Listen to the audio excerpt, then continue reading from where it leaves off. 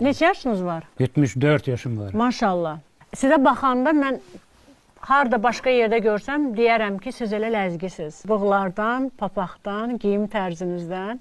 Bu kənddə nə işlə məşğul olmusunuz? Hə, mən bu kənddə ana sənətim arıçılıq olub. 25 yaşından bu vaxta kimi arıçılıqda işləmişəm. Yaxşı balı tanımaq üçün hardan biləcəm ki, o bal yaxşı baldır? Onu öyrənmək üçün formalar hər cürü var.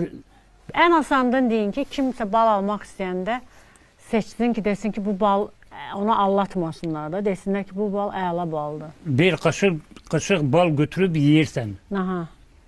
Yiyəndən sonra biraz gözləyirsən, səni bədənin bir təhər olur. Nə olur?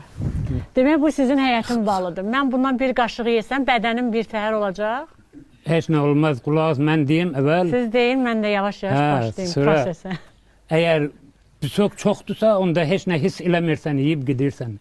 O qanı az olan, tələbatı olan, xəstəlik olan bir insan o baldan bir qaşıq isə, onu biraz çətinlik çəkirəm deməyə.